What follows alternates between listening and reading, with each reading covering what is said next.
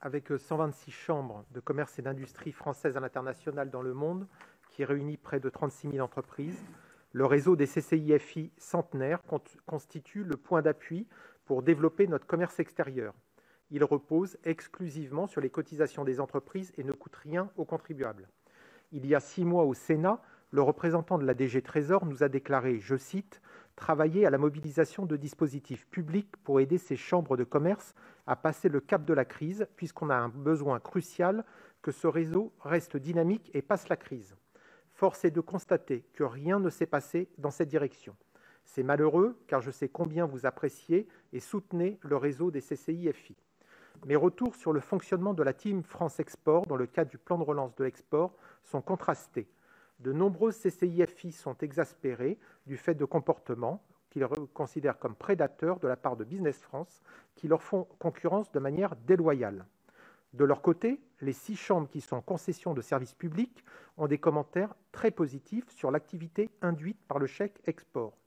70% de l'argent public consacré au chèque export est capté par Business France, 10% par les 6 chambres en concession de services publics, 20% pour un ensemble de 400 entités agréées. Envisagez-vous d'accorder cette concession de services publics à d'autres CCIFI dans les prochains mois, puisque l'expérience semble positive? Pour les CCIFI qui n'ont pas de CSP, pouvez-vous leur permettre de renouer avec l'accès direct aux entrepreneurs en France et aux CCI en France et leur autoriser l'accès à l'outil CRM de mise en relation commerciale utilisé par Business France? Et je voudrais finir en vous disant que je veux bien aller avec vous pour le débat proposé sur le CETA par M. Gay, parce que j'ai une autre approche. CCIFI, cher Olivier, c'est vrai qu'ils jouent un rôle considérable, les chambres de commerce et d'industrie françaises à l'international.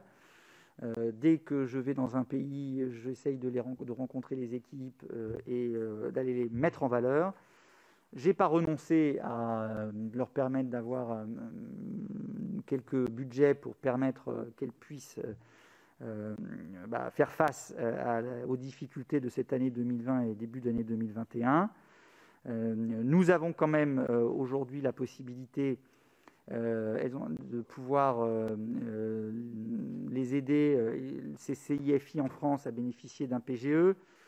Nous avons accompagné ces CIFI et les conseillers du commerce extérieur de la France pour la création de l'EFE international qui permettra aux EFE, j'en profite pour répondre à votre sollicitation, Madame la sénatrice, de bénéficier des VIE, ce qui n'était pas possible jusqu'alors. Maintenant, dans certains pays, les EFE pourront, grâce à ce système-là, bénéficier de VIE.